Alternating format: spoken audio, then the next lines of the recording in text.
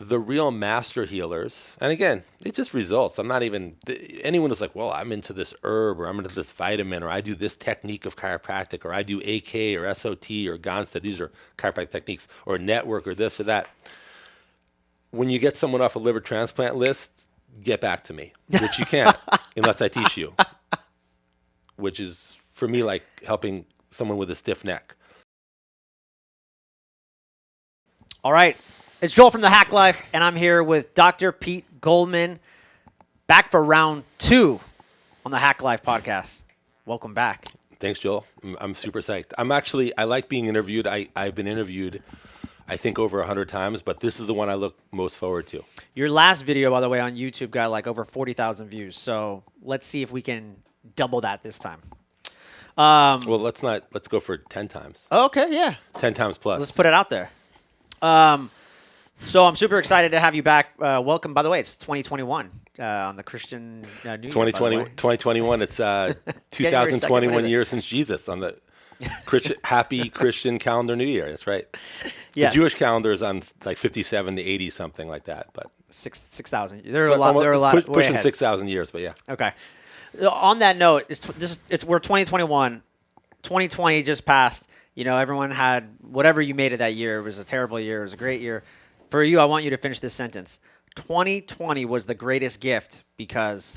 This is the thing. I will do that for you, but I don't think in those terms, and I never have. I don't care about 2020. I don't care about like Sunday, Saturday, Wednesday. I don't think in terms of that. Now, I know it's very cliche to say like stay in the now and everything, and I'm not pretending I'm a master at that or... forgetting the past and not thinking of the future and staying in the moment. I'm not pretending I'm a master at that. However, just the way I'm wired or built or whatever, I don't think about that stuff. I don't think about 2020, 2021, New Year's resolutions. To me, every second, and again, this is not some like metaphysical or new age or like positive thinking thing. This is literally how I think. Every single second, you can start doing whatever you want to do. So 2021 doesn't mean shit to me. 2020 doesn't mean shit to me. It just doesn't. It's just not on my radar. Now, this moment I'd like to make fantastic, and this whole decade and this whole decades plus I'd like to make fantastic. With that said, the year, it's not even on my radar. It's kind of funny actually now that you just said that. It's like you almost limit yourself by thinking in terms of years or like, this year is going to be this or whatever, right? You better yet, Joel. I was going to call you Dr. Joel. I don't know why. You can call me Dr. Joel. Yeah. I think one can limit themselves by thinking in terms of anything. I don't want to think in terms of anything. Like, there's some things just in a society way that we, like men tend to wear, like, let's put it this way, on a beach, most beaches, men tend not to wear a shirt. They wear board shorts or whatever. And on most beaches, not all, but on most beaches, women wear a top, either a 1 or 2 piece bathing suit. It's just the way society is. I'm not saying it's good or bad. So of course, like, we limit ourselves to a degree just because like there's a certain amount of like societal norms that it would just be too odd to leave. Mm-hmm. But outside of those things, I'm not on any, in my own head, I'm trying pretty successfully not to be within any definition of anything. And again, like I said, these are not like metaphysical thoughts I have, or I'm not trying to impress anyone, or like, I don't think like, I just don't, literally. Yeah. You know what? It's funny because I remember you actually had a recent post that I really liked on your Zone School Facebook, which was you posted a picture of Gary Vaynerchuk. A lot of people know Gary Vee because he's a big influencer and he tells you how to market and all these strategies. And I wouldn't say you were throwing shots at Gary Vee, but you were sending a really message. It hit me. It was like, who influences who? Like, exactly. It was great. Dr. Joel, excellent. Now, first of all, and again, let me just say, I have nothing against Gary Vee at all. I would not say I'm a fan of Gary Vee. I have nothing against him whatsoever. I mean, not at all. If he helps people, great, and I wish him the best in every way. Sincerely, I wish him the best in every way. Am I following him in any way? No. I mean, I'm familiar with him to a degree. I use him as an example, but the word influencer is pathetic. It's a pathetic word, and I feel bad. I feel bad, really. I have sympathy for anyone who's influenced by an influencer, and anyone who has the nerve to call themselves an influencer, like, like on their, maybe in their Instagram title. That's a very sad person. In their quiet moments, they're miserable, because anyone who's separating themselves from the oneness like that, calling themselves an influencer, I promise you, maybe with some exceptions, but in their quiet moments, they're a very miserable person. So, that's number one. And number two, to follow an influencer is just such a sad, sad plight. So, follow yourself. But you're an influencer. Well, I'm influenced by you. Well, put it this way. Okay, good. I good. love following your stuff Fair and enough. what you put out. You are, and that's something I want to talk about this year. Like, for me, you were like ringing the bell of positivity, and there were a lot of things you did that, like, there were times when maybe I was like, up and down, and there were times when I was down. I'd see your post, and it like brought me back up. Well, this is what I think. I'm not calling myself. But I know what you're saying. I'm not calling myself an influencer. I never have. Yeah. It maybe I have a certain amount of the population who are helped by things I do or say. That's cool. To me, it has to do with vibrations. I'll explain this, and I know you'll understand this because you're a smart guy. So let's just say someone is very healthy. This person over here, whoever they are, this is an imaginary person. They're healthy. Let's say this person's ill. They have a cold. They're not super ill, but they have a cold. So there's a vibration called health. It just exists in the ether, it's just there. There's also a vibration called like a cold, a common cold. So if this so-called person is structured in such a way to be a good vessel for perfect health or health, that health vibration is looking for a vacuum to go into, and it like finds them, and then they're expressing perfect health or health. Someone else is structured in such a way, by the way they think, talk, act, whatever, that they are a good vessel for the common cold. And that vibration called the common cold will go into them, and they'll be expressing the common cold. And you look like that person's objectively healthy. That person objectively has the common cold. Now, X amount of time later, this person could start thinking, talking, and acting in a way that they structured themselves to be a good vacuum for the common cold, and it'll express through them. Yeah. And this person who had the common cold can start thinking, talking, and acting in a way mostly based on the concepts in their subconscious, but whatever, that they can express perfect health. And now that vibration will find that vacuum and express through them. Okay. Yeah. So the way I look at it is, if Pete is structured in such a way for whatever reasons that these helpful ideas are coming through me and they're being listened to by X amount of people, good for them, and I'm happy for that. But I never would call myself an influencer. And by the way, if someone wanted to call me that, fine. I actually have no problem with it, but it's the last thing on my mind. I've never thought of myself as an influencer ever. In fact, it never even occurred to me till you just said it, just to be clear. Yeah.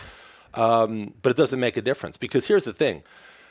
Despite what I said about my opinion of the word influencer, let's say there's someone, I don't know who this is, and they're having a rough life. They're not healthy, they're not happy, etc., whatever. Mm-hmm. And then they start hearing some things I'm saying or watching some things I'm doing, and they get very happy and healthy. And someone says, wow, like what happened to you? Like their friends like observes, like you're like miserable and sick. You're obviously happy and healthy now. Yeah. They said, oh, there's this influencer named Dr. Pete, and I kind of follow his stuff, and I've applied it, and I'd say, great. I wouldn't like track them down and say, hey, you know what? I'm glad you're doing great, but please don't call me an influencer. Like I just don't care. None of it matters. Yeah. I'm just saying, when you're asking me on that, because you brought up that post I made, those are my thoughts. And at the same time, if someone is having great results with something that I'm doing or saying, and they happen to think of me as an influencer, good for them. I could care less. Yeah. One of the things you said too, you said you're an influencer, you're separating yourself through this oneness. From the oneness, right. Can you talk about that? Sure. Like, what do you mean? What do you mean by that? What I mean by that is this. Let's think about oneness. Let's just think about what that means. So most people, and I'm not sure if we talked about this in our first interview. It doesn't matter if we did. Most people, when they're trying to get an idea of reality, like where did I come from? Like, Joel, where were you 200 years ago? Like, where'd you come from? Yeah. Like I'm not saying I know the answer. I'm just saying, where will you be in 500 years? Where are you going? And why are you here? Like, why are you on this freaking planet, this so-called planet, because some people say it's flat. It may not be a planet. Okay. And I don't know. I know there's like the flat earth movement. Whether the earth is flat or round, I have no idea. Really, I have no opinion on it. I have no idea. But why are you here? Where did you come from? Where are you going? So most people think about these, ideas. They go to two sources. There's two sources. Your average person, you and me and most people. Yeah. Either theology, like their religion. No matter how religious they are, they had some religious exposure at some point, or science. This is pretty much the two things. I mean, that's two things. Yep. So if you go to theology, if you think about the Western religions, Christianity, Judaism, Islam, you think about the Eastern religions, Hinduism, Buddhism. Some say Confucianism is a religion. Whether it is or not, I don't know. But it is called a religion by many. So we're just going to throw it in the Eastern religion thing. I don't know. I mean, I know Confucius was a Chinese guy who brought a lot of wisdom to the Chinese people at the time. Of course, it became a worldwide phenomenon, Confucius's teachings. And some people say, well, it's not really a religion. It's more like a way of thinking. But some people call it a religion, and I don't know. In fact, again, I'm not an expert on Confucianism, but it's interesting because if you look at his story, I think what I'm going to say now, I'm not an expert on, but I think supposedly he died, and then I think 3 days later, his body came back in front of all these followers. It's very similar to the Jesus story, almost identical. Just an interesting little thing. Yeah. I don't know what that means. But anyway, so you have the theological idea. And if you ask a priest, a minister, a rabbi, you're like, what is all this? According to the Old Testament, or if it's Christianity, the New Testament, what is all this? Yeah.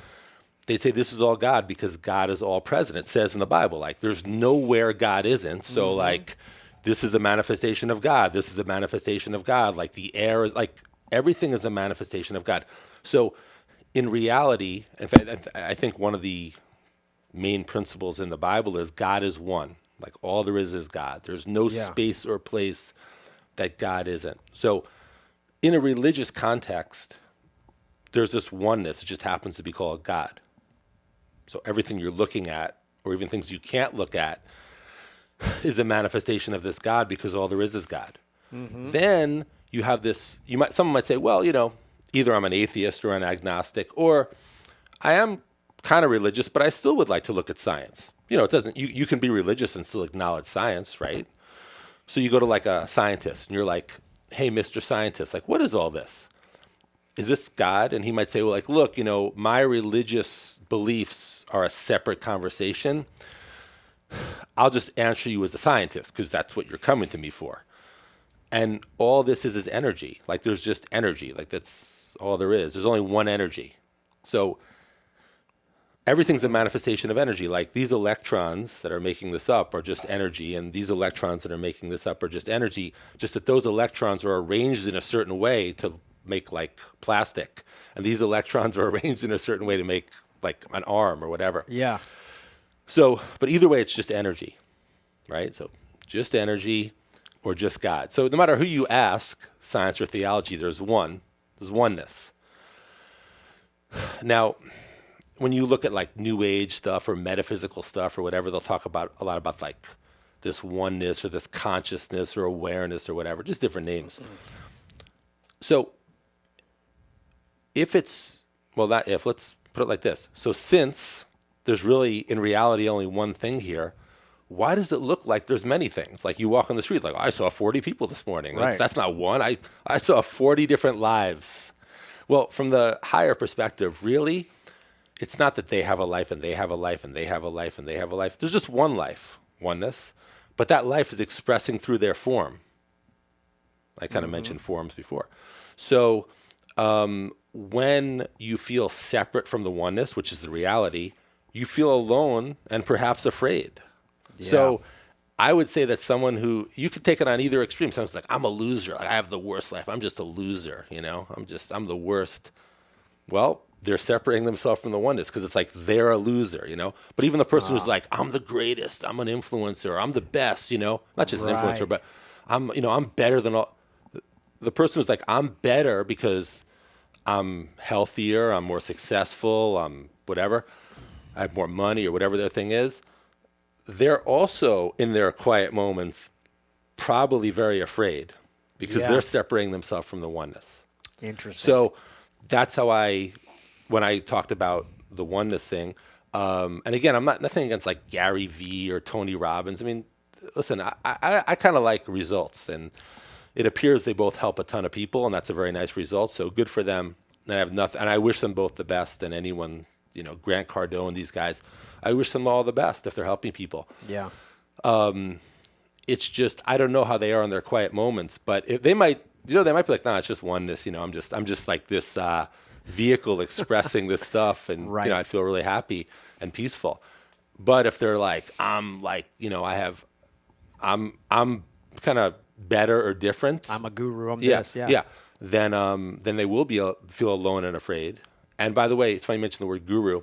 Guru is actually a pretty cool word because, again, I'm not saying I'm a guru or you're a guru or maybe you are, maybe I am. I don't know. I just became a doctor. That's right. Let's not get too ahead of ourselves. He just went from Joel to Dr. Joel, Podcast host right? to doctor. Let's not go to guru yet. It's probably going to be happening for you. Yeah. Soon enough. But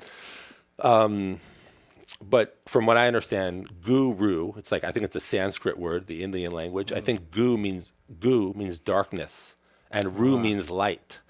So guru is just someone who takes you from the darkness to the light. So that's not so bad. Like if someone's like, I have a guru, oh, you shouldn't have a guru. No, have a guru. Go ahead. Like if it doesn't mean you worship them or whatever, but if you interact with someone and they take you from darkness to light, sounds pretty good to me. Doesn't it sound pretty good to you? I would say that's results. Right. So Yeah. so nothing wrong with that. So if someone's like, I look at Joel's podcast and he's kind of a guru to me, good for them. I don't think that makes you separate, or it's just you're someone who in your interactions of your show has taken some people from the darkness to the light. Good for you. Or if someone's like, Pete's a guru. Okay, cool. I'm a guru. Good for you for thinking that. I have no problem with that. Right. I'm not saying people should think of me like that, but if interacting with me has taken them from darkness to light, good for them. And I have no problem with that word either, because it just means what it means, the way I understand it.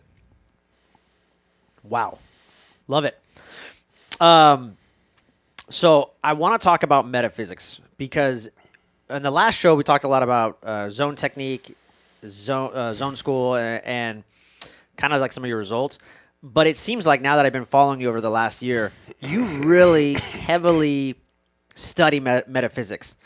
And I don't even know if I quite sure understand what that is. Okay, so maybe you could explain Sure. what is metaphysics to you, and then just the second question would be like, and why is it helping you, in your opinion, maybe it's not, getting these amazing results that we're gonna dive into. By the way, like here's just some of the results: MS, endometriosis. I saw some guy who couldn't move his shoulder over his head, and just talking to him, he started raising it over his head. Some guy whose vision wasn't 100. I mean, the results are insane. So, anyways, sorry. So yeah, metaphysics. Okay, so let's start with metaphysics because that's what you asked. So let's talk about physics or the physical world. I'm not good at science, so I'm not talking about physics like you learned in high school or whatever. I wasn't a horrible science student, but I wasn't the best. So physics is the world that you can perceive with your 5 outer senses. That's physical. You can see it, taste it, touch it, smell it, whatever the 5 outer senses are. Meta, in Latin, it's a prefix. It means above or beside or beyond. So metaphysics just means things beyond the physical. Okay. That's like, for example. That's simple. Yeah, it's simple. I mean, like, for example, I'll give you the most simple example. Let's just say someone their heart is beating, this is a healthy person, and their heart is beating at a normal rate for them. And then they're like doing wind sprints. They're working out, and their heart rate increases. I mean, that's okay. So it's fine. And of course, then their heart rate comes back to normal. It's normal. So what happens is that's a physically caused increased heart rate, right? Like they were sitting down, they decided to work out, they did wind sprints, their heart beat quicker. That's a physically, not metaphysically, physically caused increased heartbeat. Would you agree? Okay. Yeah. However, let's just say someone is driving their car and they get pulled over by a police officer. They don't even know why. They're like, what did I do? Whatever. But they think they must have done something. And as the police officer, the sirens are, the lights are on, and the cop is walking up to their car, maybe their heart starts beating quicker. Like they're just kind of nervous. Like, Right. or I'm not saying everyone who gets pulled over is nervous, but even, many people would get nervous in that situation. Yeah. Right? So their heart starts beating quicker. Now, did they run? No. Or have another physical cause of their heart beating quicker? No. That was a metaphysical cause of a increased heartbeat because it wasn't physical. They just Yeah. had this emotion of fear, which is not physical. It's metaphysical. And then their heart beat quicker. So that's a simple love that, thing. yeah. Now, you could take it to a not higher level, but a more complex, not complex, but a deeper explanation of metaphysics, which is all these things that are beyond the physical that A, potentially have a reality, or B, affect the physical. Like someone, again, a simple example. Someone has really good digestion, just a person. They're a healthy person, their body works well, they have good digestion. And for whatever reason, they get food poisoning. They they eat something, and then they have bad digestion the next day Yeah. or that day. So that's a physically caused poor digestion. Wouldn't you agree? That's like they have good digestion, and then it's physically caused. Yeah, you got food poisoning. Right. Yeah, What can you do? However, let's just say someone else has pretty good digestion at the moment, and then they get something happens, they get super angry. And in this primitive response, they go into fight or flight. Mm-hmm. So the blood all goes to the skeletal muscles. It leaves their digestive system. Not totally, but it kind of leaves it as much should be there. Yeah. And it goes to their skeletal muscles because they're ready for fight or flight. Right. But in this society, we're not cavemen. So even though you're pissed, you sometimes can't really do anything. So it just stays there, Yeah. And all of a sudden their stomach is messed up. Because their blood, which should be in their digestive organs working, it's in their skeletal muscles. Yeah. That is a metaphysically caused digestive problem. That anger is a metaphysical cause of poor digestion. Make sense? Totally. So we'll start off by answering the first part of your question, which is, what is metaphysics? That's what it means. Okay. Yeah. Okay. Second thing. So let's just talk about why metaphysical understanding is a component or ingredient to such amazing healing results. Okay. I wish I had asked it that way. Thank you. Yes. Let me rephrase it. Yes, what he just said. Yes. Why is it such a powerful component to healing? So here's the deal.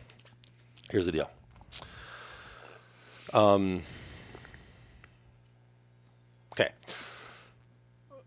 When it comes to healing, first of all, let's start with this, Joel. Let's say I'm about to say something that someone who listens to this and or watches this is like, well, I don't really see it that way.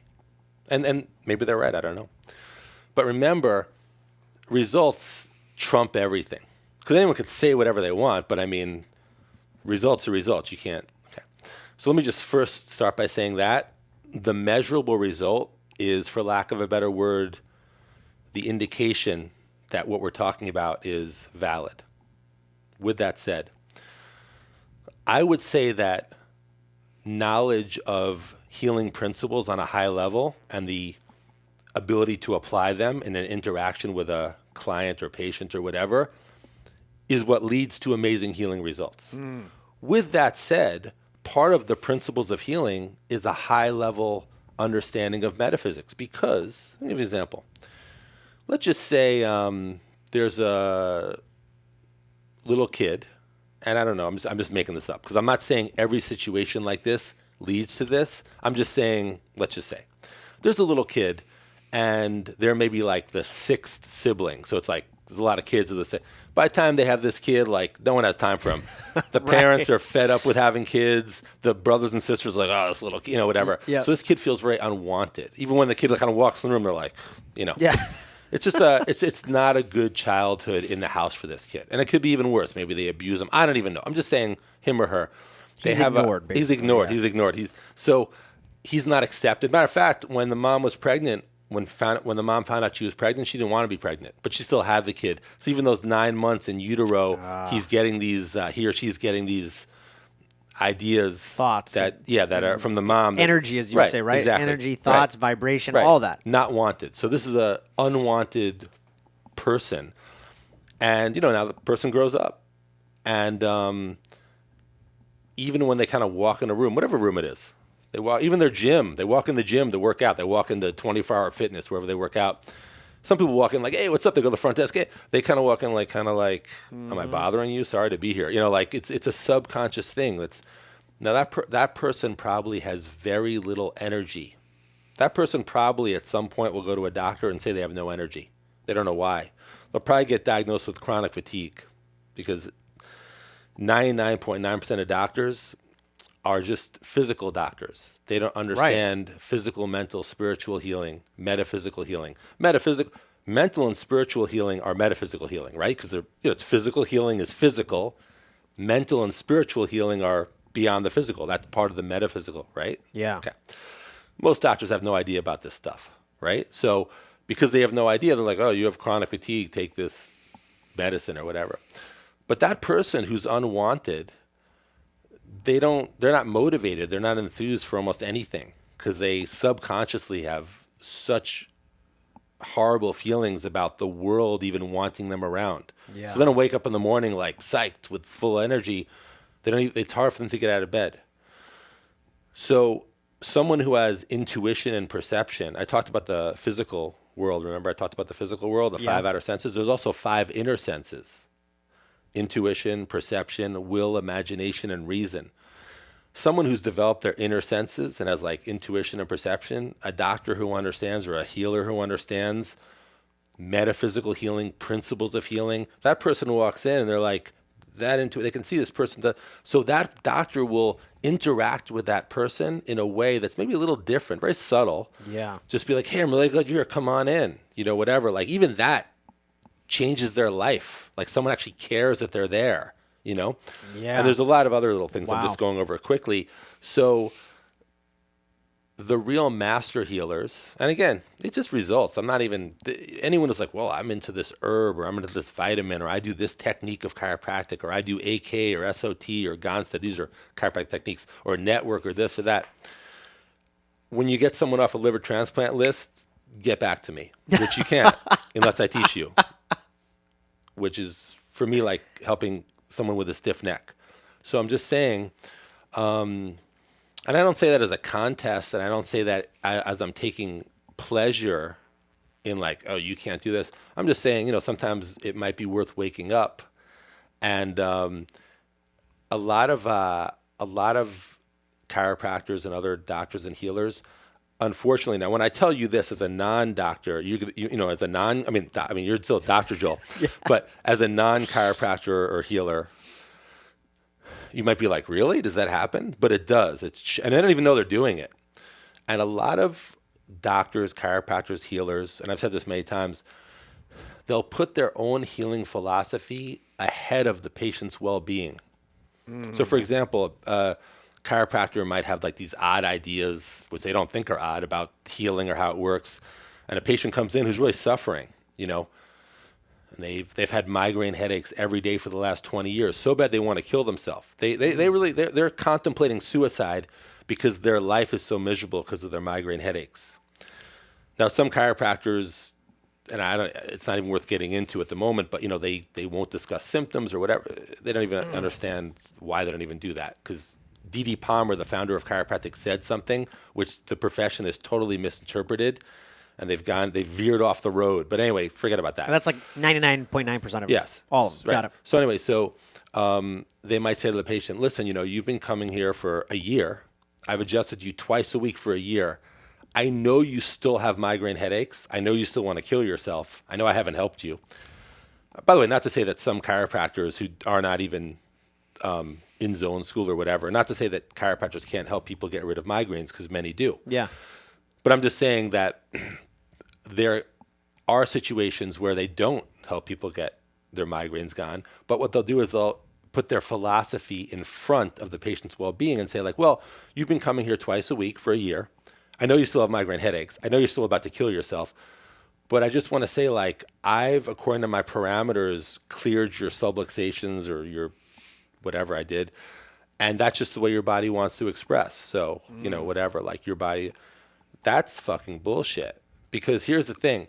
These chiropractors and other healers can play this game as long as they want until it's their mom who's ready to kill herself. Right. Then they send their mom, you know where? To Dr. Pete. Because guess who fixes people? Me. You do. Now, as far as when I say fixes, you know, chiropractors, calm down. You know, like, oh, fixes, you know. I know the power that made the body heals the body. I know I'm not healing anyone. I'm not fixing anyone. I'm balancing the body in a very powerful way so the body's able to heal itself. Of course, it's just a way of talking. The point is, at some point, you got to stop playing games. And you have to look at healing results. Now, Zone School, we get the best results. And it's not a contest. It's just a fact. Because people, you know all these things, and I have thousands of examples. People come into me with MS and, you know, like severe MS symptoms. They don't have them anymore. People come into me with trigeminal neuralgia. They don't have it anymore. People come into me who are supposed to get their gallbladder out. I mean, I've had several patients come with their gallbladder so messed up that the doctor's like, you need your gallbladder out. Like, you need it out. Like, not today. You know, we don't have to do like an emergency surgery on you. But in the next 3-4 weeks, schedule it because we have to remove your gallbladder. There's no chiropractor fixing these people or acupuncturists or homeopaths or naturopaths. They're beyond that. They've tried that. And the gallbladder's falling apart. They come to me and they don't get their gallbladder out. Their gallbladder's totally healthy. So at some point, you know, we have to look at results. Now, just veering off a little bit to a small segment of the chiropractic profession. I don't even know how many of them watch your show, but, you know, there may be, I don't know. But then there's some, what I would call the more advanced, for lack of a better word, I don't know if the word's advanced, techniques in chiropractic, like applied kinesiology, SOT, BEST, B-E-S-T is a technique, chiropractic neurology, functional medicine, and they're almost offended by what I'm saying. Sometimes, not always, but they're just like, come on, dude. I mean, you know, AK is better. It's not. And this is not, and again, you see, at some point, see, Joel, you know, when you think about philosophies like politics, it's just an argument. Like, it's like, this person's a Democrat. This person's a Republican. They disagree. Matter of fact, they can't even understand how the other person thinks what they think. It's like, it's shocking to them. They're just like, you seem like a smart person. You actually voted for Trump? And the person's like, you seem like a smart person. You actually voted for Biden? And, you know, it's just a debate. It's like, you can't really win, but my results win. So the AK, the SOT, the whatever, that are saying whatever they're saying, and I like them. You know, I'm sure they're helping people, and I'm sure they're nice people. They can't win when it comes to results. Now, in Zone School, we have almost 800 chiropractors right now. And I'll tell you what I've heard many, many, many times. Dr. Pete, I was a high-level AK doc for 25, 30 years, 40 years. I was a high-level SOT doc. I was a high-level functional medicine doc, chiropractic neurologist, Gonstead, upper cervical network. Now that I'm in Zone School, I spend 1/10 of the time with a patient and get 100 times better results. Now, I've heard that again and again and again and again and again and again and again and again. So I don't even like to have discussions, certainly not debates, and certainly not arguments about techniques and philosophies and theories in chiropractic, because I don't care. I'm just a results guy. Results, results, results, results, results. So if you're doing AK, SOT, etc., and people come to you, they're on a liver transplant list. Like, their liver is that messed up that they're on a liver transplant list. And then get a new liver. Right. And you interact with them, you do your thing, and then they go back to the doctor. The doctor's like, I don't know what happened. Your liver is totally healthy. We're taking you off the liver transplant list, and they never get a liver transplant, and their liver is totally healthy. If you're doing that, then you don't need me. Keep doing it. But you can, and you know it, and I know it. So if you want to learn how to do that, you know, join Zone School. And that's one of many, many, many, many, many examples. Now, most chiropractors, everyone who comes in their office is there for neck and back pain. 85% of the people in my waiting room are there for non-neck and back pain. They're supposed to get endometriosis surgery. That's their chief complaint. A month later, they're totally healed. They don't get endometriosis surgery. You know how many people who have come to me who could not conceive? I mean, it's like a long, long list where the doctor's like, it would be a miracle for you to get pregnant. They tried acupuncture and this and that, chiropractic. They come to me for 3 weeks and they get pregnant. So I'm just trying to say, like, if you're trying to get pregnant, you need to go see Dr. Pete right now. Exactly. Yeah. So I'm just saying, like, what happened was their body was not balanced. They could not conceive. We balanced their body in a way that no one else is doing, and then they conceive, and everything's cool in every way. Mm-hmm. Now, with that said, because these kind of results are being achieved, that's my only focus. Now, if there's if someone's listening and thinking like, oh, you're talking a lot about the non-musculoskeletal, which is true. Even though only 15% of the people in my waiting room are coming for musculoskeletal, and most chiropractors, 99% of their people in their waiting room are there for musculoskeletal, Zone School gets by far the best results with musculoskeletal too. Now, I have people who have flown into me from 25 different countries and cities around the world. I'd say most of them have come from musculoskeletal. Supposed to get disc surgery, their back, their neck. They were told they could never do jiu-jitsu again, or they'd be in a wheelchair if they did or whatever. And they fly in and we fix them up. And these people are flying in from New York, Chicago, Hawaii, Guam, places with chiropractors. Yes. That completely, didn't do anything for them. I had a woman come to me once. Her neck, I think she was in her late 60s, maybe early 70s. I don't know exactly. Her neck was so bad, according to, her MRI, that the chiropractors who looked at it just said they wouldn't touch it. They're like, we can't even adjust this neck based on the MRI. And a few MDs were like, you need neck surgery. Mm. This is how I remember the story. So I think I'm giving it to you very accurately. It's not that long ago. This is how I understood it. And she came to me. I started working on her. Her neck is totally healthy. So remember, there's 2 chiropractors who looked at her MRI who wouldn't even touch her, and 2 MDs that were like, let's do neck surgery. You need disc surgery. And she's coming to me. Her neck is as healthy as anybody. So when it comes to the non-musculoskeletal, of course nothing touches Zone School. And when it comes to the musculoskeletal, same thing. Oh, yeah, and you also mentioned, I'm sorry, you mentioned about seeing a video with me where someone couldn't move their shoulder at all. You did say that, right? Yeah, and actually, we can talk about that. And what I want to actually tell people, so this last year, I've watched you just go all around the nation. You're teaching seminars to chiropractors, acupuncturists, anybody who's a healer that wants to get higher results and take their practice to the next level. And what I found remarkable was that the people that are going to learn from you are healers. They're chiropractors.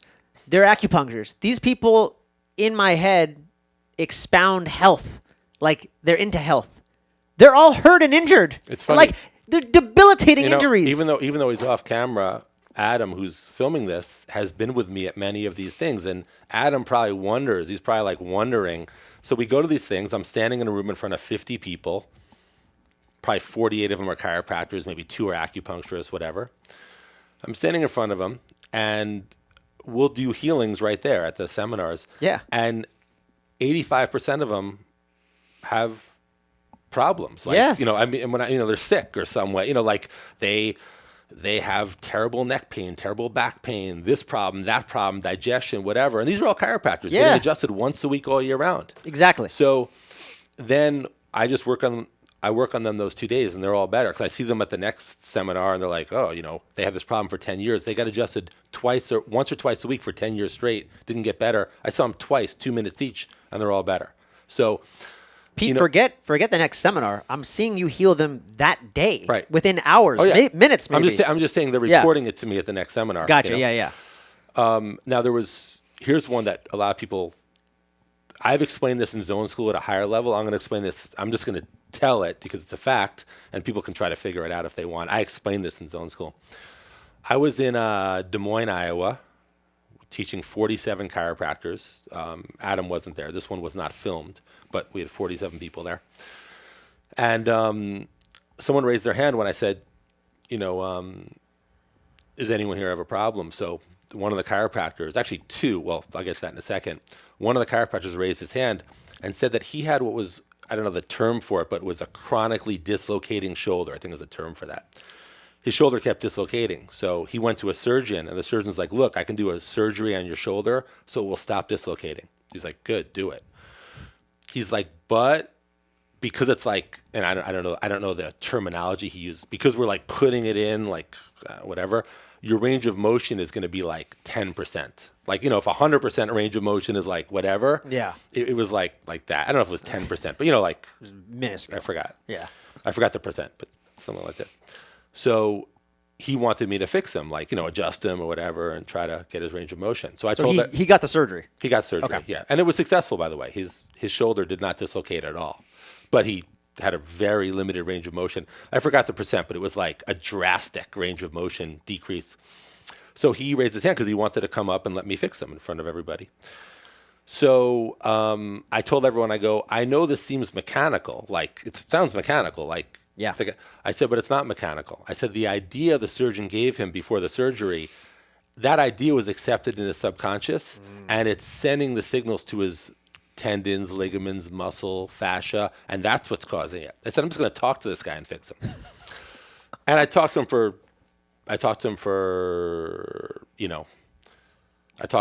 a minute, 2 minutes, and I said, now move your arm. He could move it 90%, right in front of everyone. People were gasping. And then I said, let me do something physical. I did, and he got 100%. Now, then someone else raised their hand. I think it was a woman there. I think it was one of the female chiropractors. It doesn't matter, but I'm trying to remember. I think it was a woman. Might have been another guy. It doesn't matter. Another chiropractor was like, I had the same surgery. Like, I didn't know that, but they were there. Yeah. And we did the same thing. I said, let me fix it just talking to you. But I said, before I even start talking to you, you just observe that. Let me see you move it. And she was like, it's 70% better. Yeah. And then we fixed her up, or him just up. by watching the other person. Yeah. So anyway, if you're not in zone school, I don't expect you to understand that. But join Zone School. Oh, yeah, zonetechnique.com is the Zone School website. If you're a chiropractor, acupuncturist, naturopath, MD, whatever, Zone School is 90-something% chiropractors. But I'm teaching the principles of healing, so any doctor or healer is welcome. And if you're any of those things, go to zonetechnique.com. And among other things on the website, you can actually join. I don't know the exact words. It probably says like join Zone School here, whatever. Join Zone School and, change your practice and maybe change your life too. I don't know. I mean, you might as well just go to, if you have an injury or something, even if you don't join, at least go to get healed. Live events, go to the live event. Like Dr. Joel said, the live events are open to Zone School members and non-members alike. So if you go to zonetechnique.com and you go to live events tab, you could just sign up for a live event, even if you're not in Zone School, and just come to a live event. Yeah.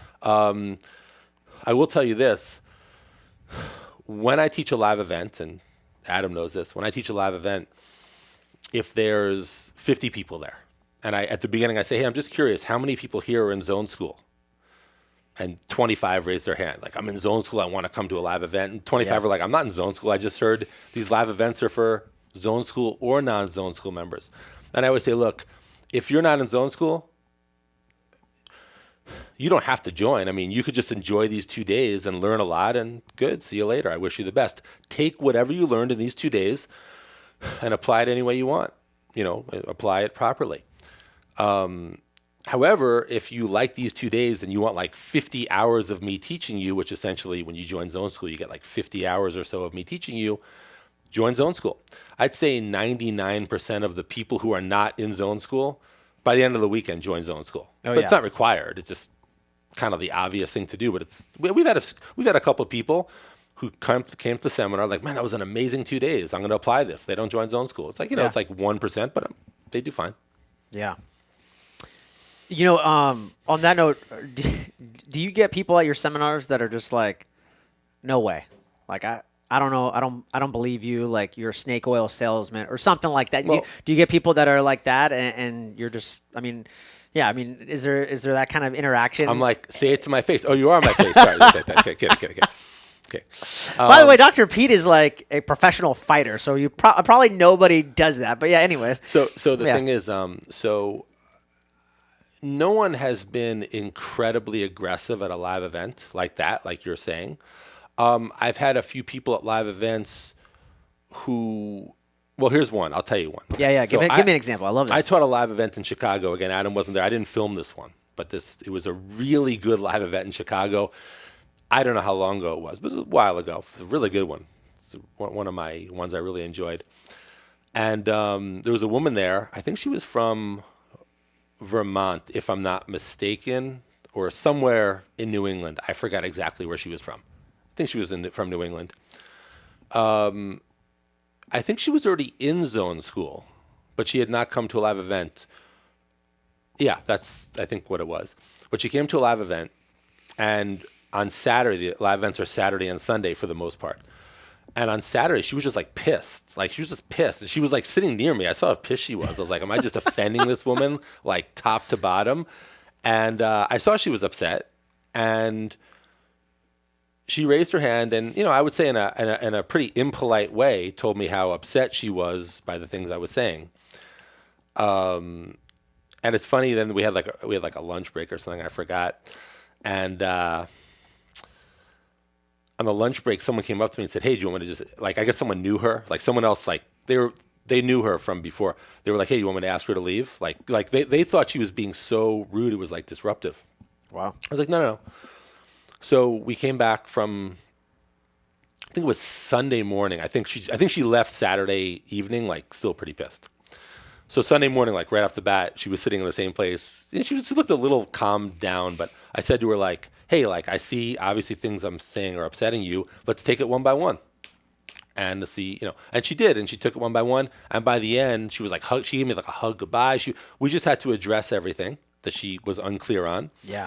And she gave me like a nice hug goodbye on Sunday. And then because she's in zone school, we have a private Facebook group just for zone school people. I remember in the zone school Facebook group Monday night, she wrote like, I had my best day in practice ever, from applying that extra knowledge she had achieved. So anyway, so that's the answer. It's pretty chill. And I think she was like the worst, but it worked out great. Yeah, I was just trying to think if they're like, Pete, you're full of it. You're a snake oil salesman, blah blah blah. And then if they're probably the ones like with the biggest issues or pain and issues. Here's the thing. And you're like, just come off here. And then I was just thinking, do you heal them? And then they're like, okay, I'm a believer. Here's how I look at it. It's funny when one of the women who was off the liver transplant list, I think it was at Stanford Medical Center, if I'm not mistaken. Mm-hmm. And I guess she got like a letter, like, congratulations. Kind of, yeah, like a letter, like, here's a confirmation you're officially off the liver transplant list because we examined you and we don't know how it happened, but your liver's totally healthy now.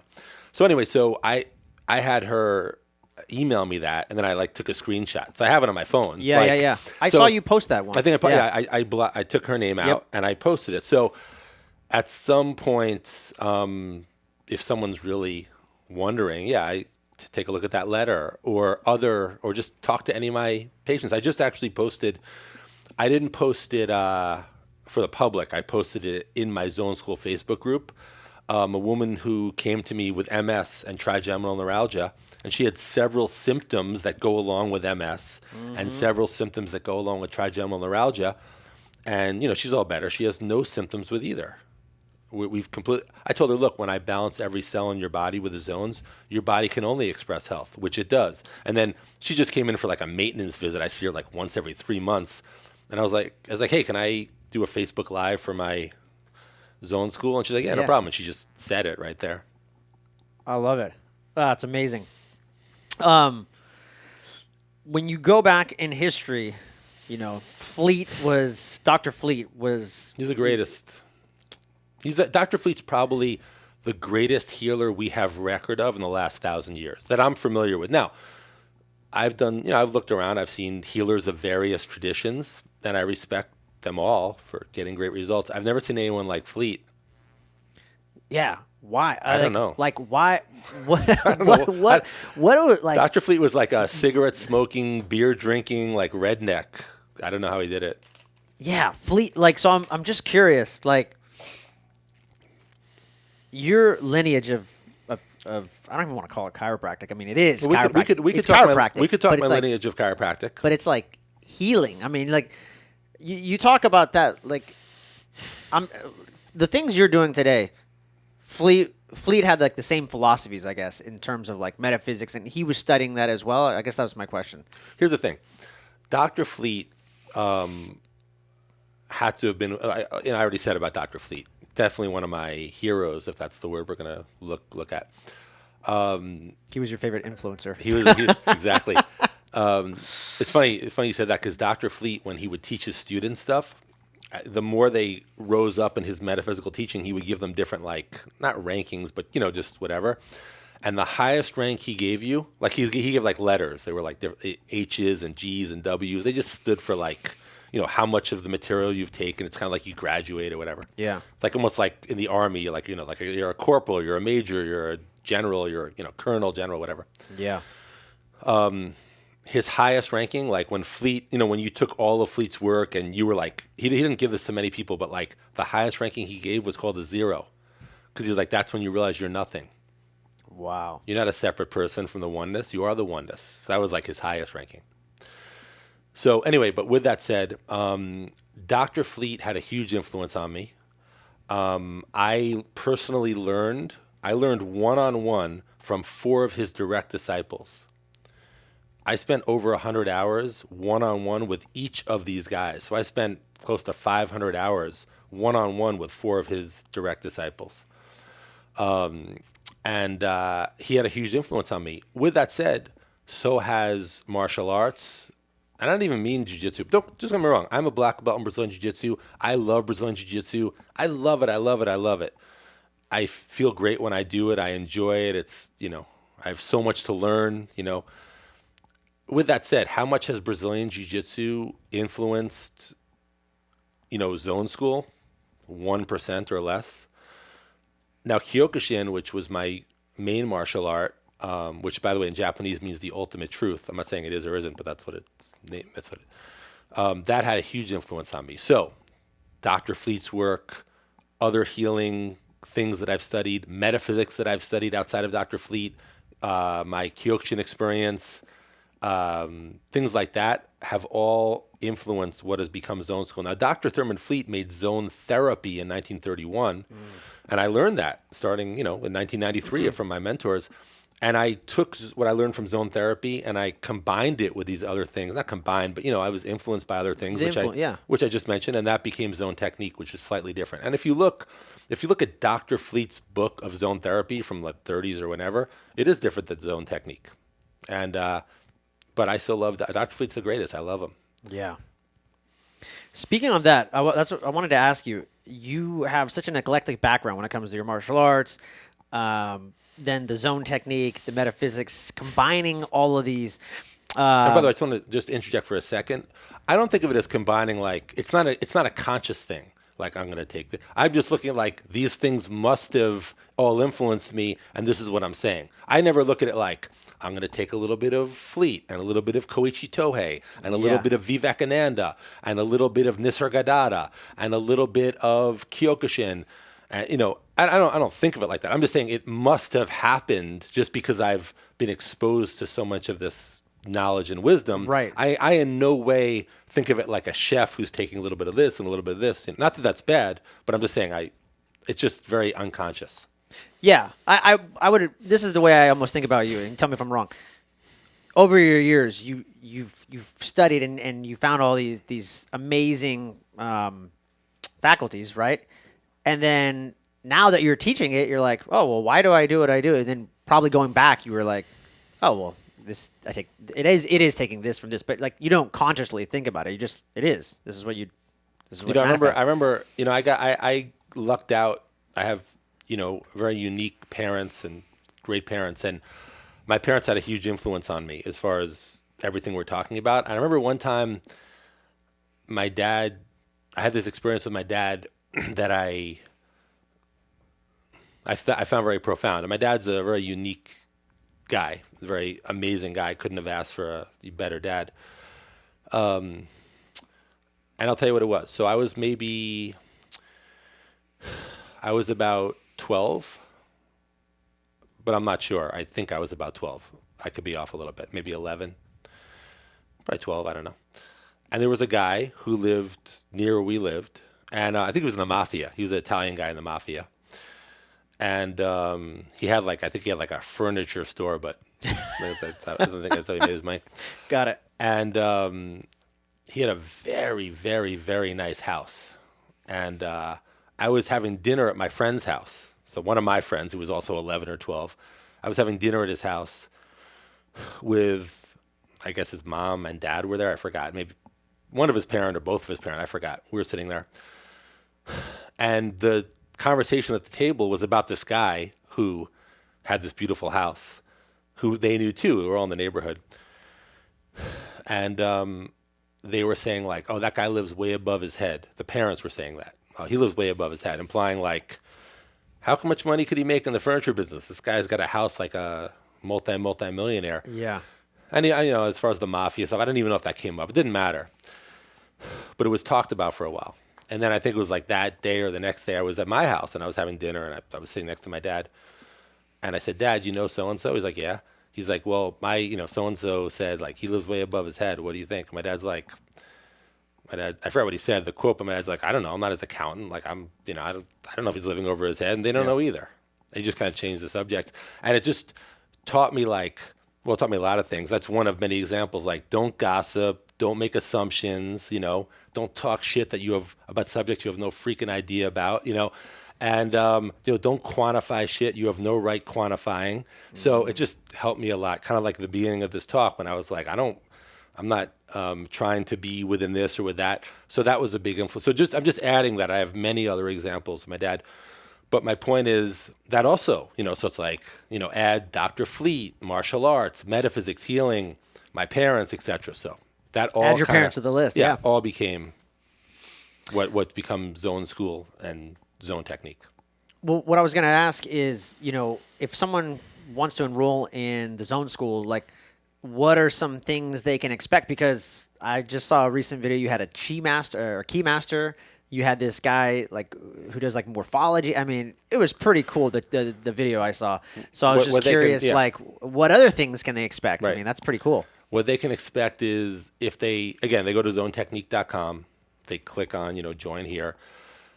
They get immediate and lifetime access to about roughly 50 hours of me teaching. So they have that forever, and they can study that forever. Mm-hmm. Now, we have different programs in Zone School.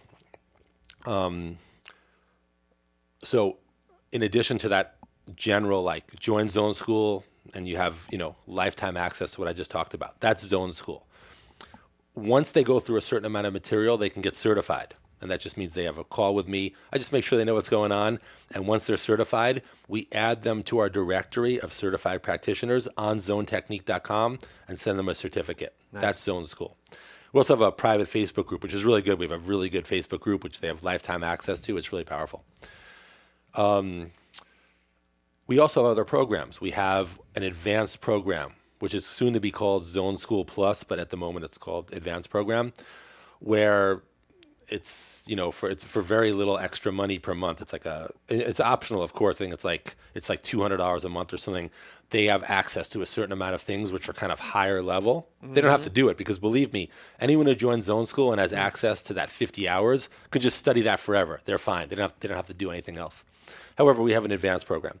Then we're coming out with something called an elite program where they get access to a lot more videos. And also, I'm teaching between about 12 and 24 live events per year. Wow. They can come to all those live events for free if they're in the elite program. Those live events are about $8.95 or so. Yeah. So they get all those for free. Then we have a mastermind program, which is another tier up.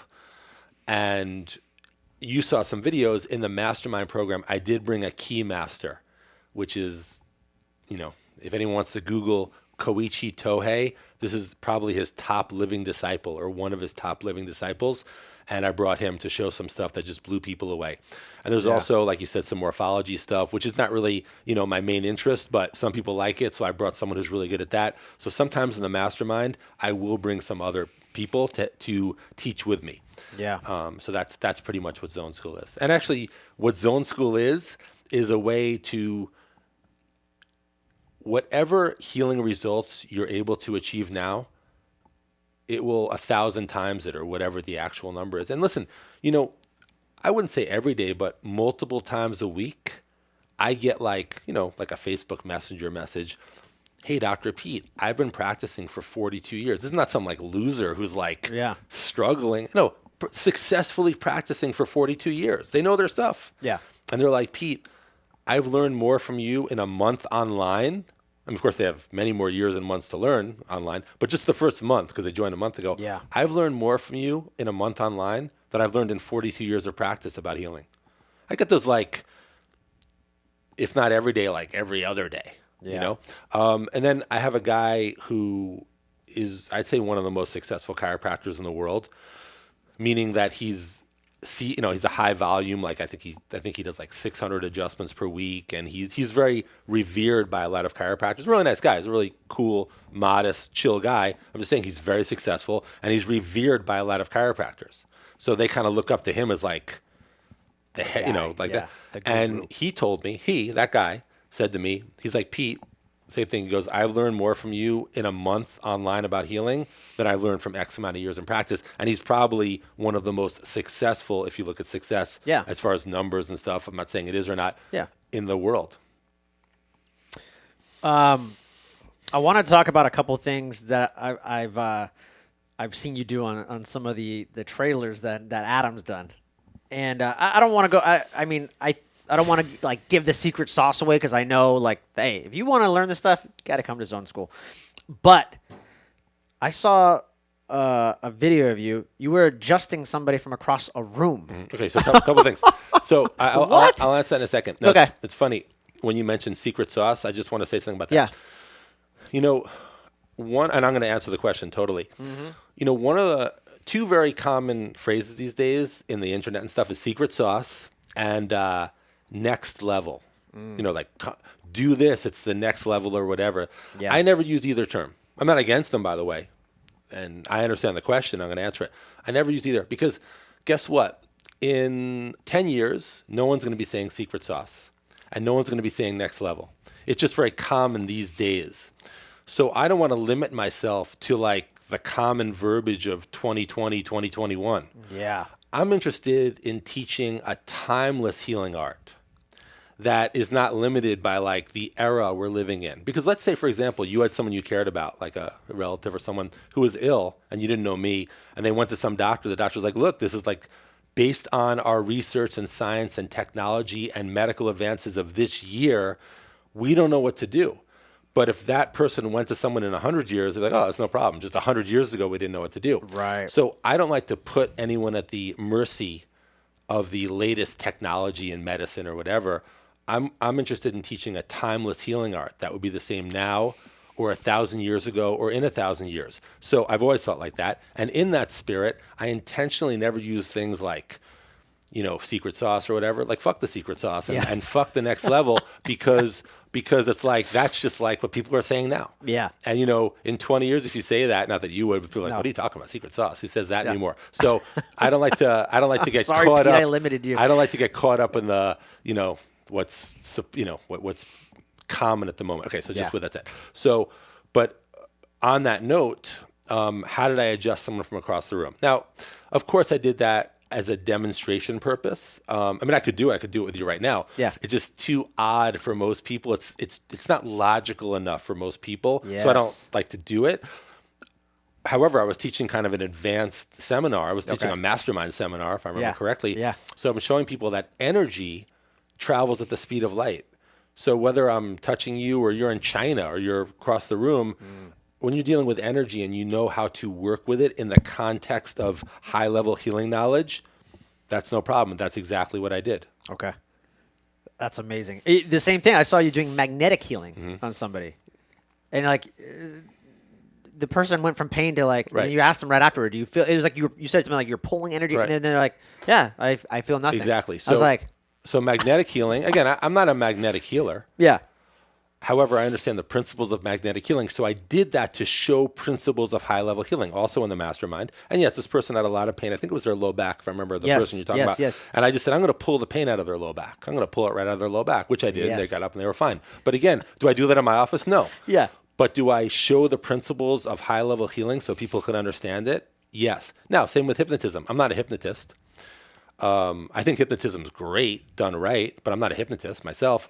But I know how to do hypnotism. And another thing in Mastermind, and Adam saw it, I hypnotized someone, and I, just with the idea, I numbed their neck.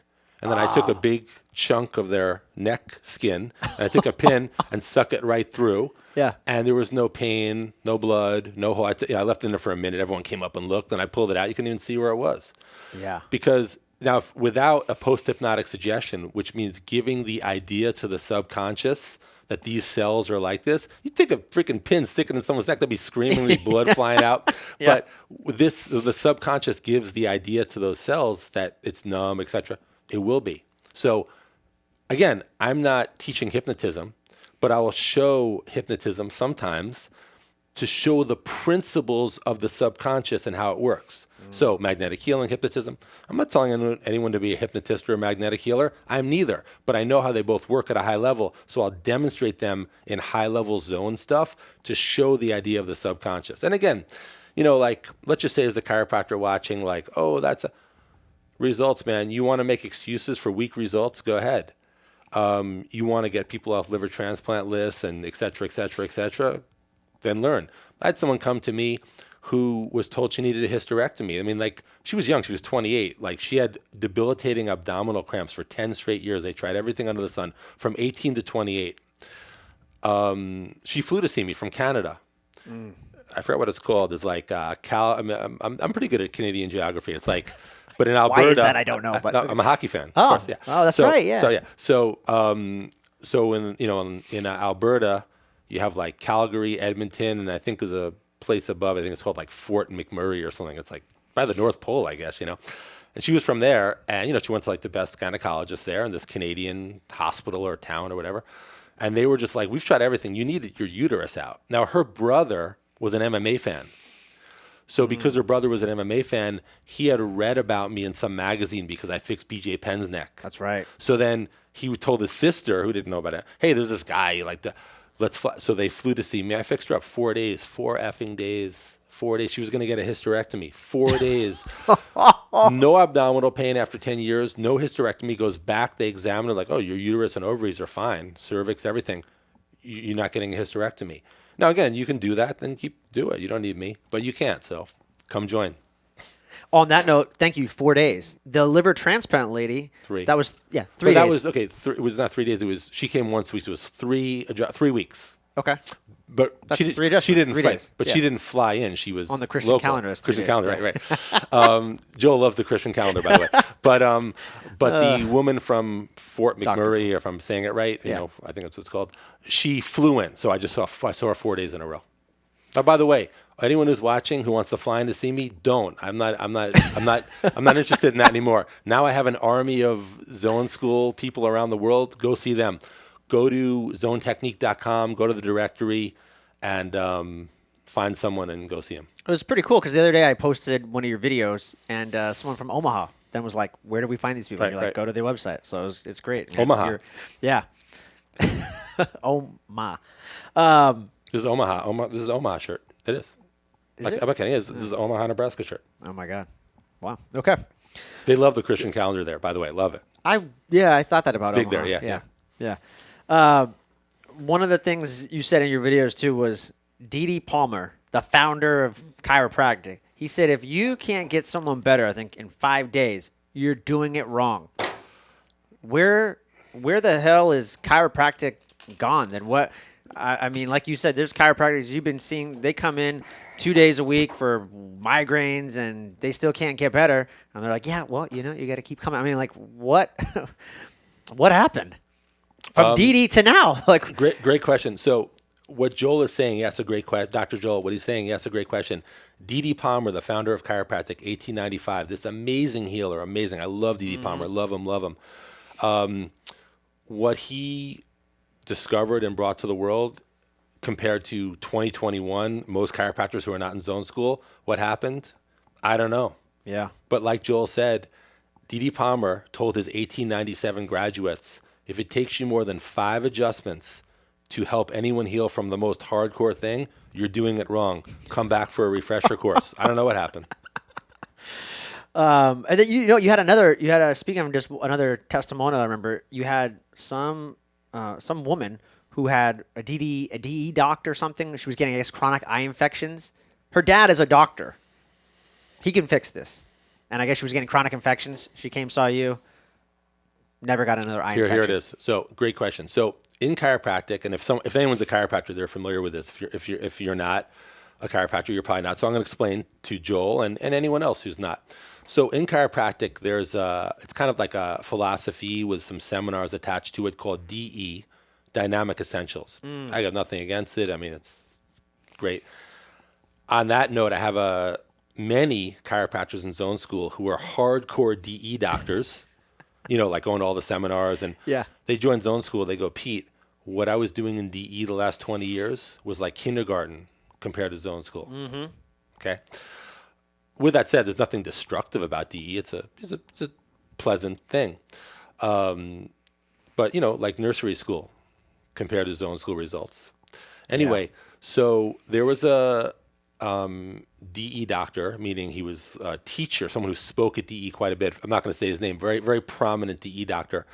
And his daughter, who I think was getting adjusted since she was born, and got adjusted her whole life, was having chronic eye infections. Mm-hmm. So basically, every month she'd have an eye infection. It was, it wasn't like terrible, but she would get an actual eye infection, and they would go to the eye doctor and put eye drops in, and it would go away. But I like she was getting 12 eye infections per year. I think the eye drops every month would make it go away in about a day. Yeah. But still annoying, right? Like, don't you think? Meanwhile, she's getting adjusted since birth. She came to me as a patient. I said, I'm going to do what I do, balance your zones. You'll never get an eye infection again, or however I phrased it. Yeah. But it was basically, that was the theme. She never had one again. So the answer is, if it's just the chiropractic adjustment from her renowned dad, nothing against him, but from her renowned dad, I don't know, it didn't seem to work too good. No. And she came for like 3 weeks and never had an eye infection again. That's the result. We're not talking theories and arguing or whatever. Like, now, again, in case her dad, I never met her dad or talked to him, but in case he's like, well, I'm clearing her subluxations, but her body just kind of wants to express these eye infections. Hey, good for you. Live in your fantasy world. Too bad for you and your patients. Yeah. Because let's face it, we all, and the people you care about and yourself, you want to have a body that feels great head to toe. Yes. And functions great head to toe. And you want to be happy and healthy and successful and peaceful. The rest is BS. Yep. A couple more questions. I want to wrap it up. One of the things I want to ask you is, how do you deal with haters? And what I mean by that is, the last time I interviewed you, I swear to God, it was like the first post I posted about our interview. Some hater, I don't know who this guy is. I guess he follows you. He makes like I don't know how he found me. I don't know if he's searching your name constantly, but he's like, this guy's a quack and blah, blah, blah. I think he's a chiropractor too, which is kind of sad, tearing other people down, right? But I was just wondering, like, how do you do that? How do you do that? What's your philosophy? I have 2 parts to myself. Just giving you a very sincere answer. I have the part of me that grew up in Brooklyn. I'm born in 1967. I grew up in Brooklyn in the 70s and 80s. It was a freaking war zone. So you grew up there, and someone talks shit to you, you kick the shit out of them. Right. So I have, you can't help it. We all have these. Yeah. So I have that part of me that's like, hey, you have something to say to me. Here's my address. Come discuss it with me in person anytime. Right. I also have the Koichi Tohei part, which is don't collide. join and lead. These are some principles. Yeah. And, the latter wins. I don't engage, I don't engage. And I wish everyone the best. And quite frankly, if someone is doing that, I mean, first of all, he's mistaken because the results tell you everything you need to know. So he's mistaken. Number 100%. Go look at the trailers throughout the entire Right. year. I mean, if you just want that, that's just a just year's come, worth. Come to my waiting room and just talk to my patients in the waiting room. Yeah. With that said, I a little part, is an aspect I feel bad for him a little bit. Yeah. I have sympathy for him because if he's that miserable, that's what he wants to do. So it's all those things mixed. I feel a little sympathy for him. Yeah. He can come to my waiting room and check out my patients, what's happening, and see that he's 100% mistaken. And even though I did mention that little Brooklyn part, I mean, it never really comes out, and I would never, whatever. I'm not interested in that. However, we're all human, and we have that carnal part of ourselves that, Yes. and, hopefully the spiritual part wins out. Yeah, I remember you just telling me, like, I have nothing but compassion for this guy. Yeah. And I love that. I thought that was a great answer. It's like, yeah, he's probably hurting inside. Yeah. So he needs to hurt other people. Yeah. I thought it was great. With everything going around in the world right now, it's just there's a lot of fear in the world right now, right? A lot of uncertainty. One of the things that I loved watching you this year was that you were going around the world just crushing it, teaching, helping, serving, leading. And for me, that was like a ray of light. Like, it was awesome to see, just so you know. To me, if you had to dumb it down to one word, I would say this guy's fearless. Were you always that way? Well, I wouldn't say I'm fearless because I'm not, but I will. Not- I will you say. know what I'm- I yeah. would say a couple things. Number one, there's a rhythm. Like the way the world is now, it's a rhythm, but it'll come out of that rhythm at some point. Number two, when you said fear and uncertainty, there's always fear and uncertainty. You check in with people X amount of years ago, they were afraid and uncertain. So nothing's changed. People are just as afraid and uncertain now as they were before. And lastly, when there was an earthquake in San Francisco in 1906, a lot of people suffered in many ways. And I hope I'm giving this story right that I'm going to give you because I think I have it accurately. So I think I'm telling you this correctly. There was a guy from Italy who lived in San Francisco, and he lent money out. He was like a little bank. I think it was called the Bank of Italy. And he just was Yes. like going to like saloons and do it. It was like the 1800s and then the early 1900s. And when the earthquake came, he kind of took some stuff. I guess he had like gold or whatever. And he kind of like went a little outside of town. And then he had this bank, which he renamed from Bank of Italy to Bank of America. And it became Bank of America. So the point is, Bank of America now is probably like $1 trillion company or whatever it is. So the point is, even when times are whatever you think that low rhythm is, there are people who thrive. Right. So you should be one of those people. Be one of them. So I'm just doing my thing, which I learned from my dad too. Yeah. So I'm just doing my thing and I'm disregarding that. I love it, man. Before I go into a couple just lightning round questions, anything I didn't ask you that you wish I had asked you today? Actually, I think it was really complete. I think you covered everything. So really, no, it was perfect. Love it. Okay, cool. I wanted to ask you, what are some choices that you made, you think, in your life that made you who you are today? It's interesting. When we are in life, we have these forks in the road, and you're like, here I'm on the fork road. If I go this way, where will I be in 6 months? Where will I be in a year? Where will I be in 5 years, etc.? If I go this way, where will I be in a month? Where will I be in 6 months? So most likely at those points, I kind of looked at both and decided which way I wanted to go. However, some very high-level metaphysicians, I think Marcus Aurelius is one of them, says that even though it seems like we had these choices at these forks along the way, if you really look back, you'll see it couldn't have went any other way. Oh, wow. I'm not saying I totally understand that, but I've thought about it a lot. So that's what I would say. What are some exciting projects that you're working on right now? I think, when I started Zone School, the first week of Zone School, when I opened Zone School, the first week we had 30 people sign up. First week. And I said, one day it's going to be tens of thousands of chiropractors and other doctors and healers.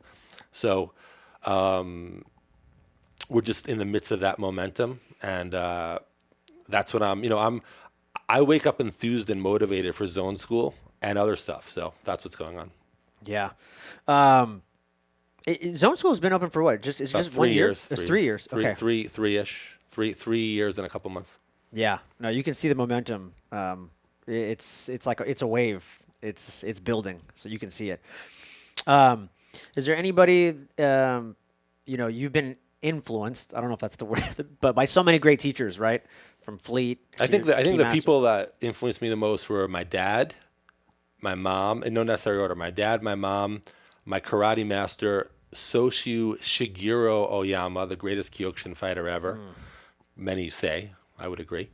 Dr. Fleet and Dr. Fleet's disciples who taught me. I'd say that would be my list off the top of my head. Nice. Last but not least, where can people find you, Dr. Pete? Go to zonetechnique.com, find out about Zone School, join Zone School, see you in Zone School. Boom. Love it.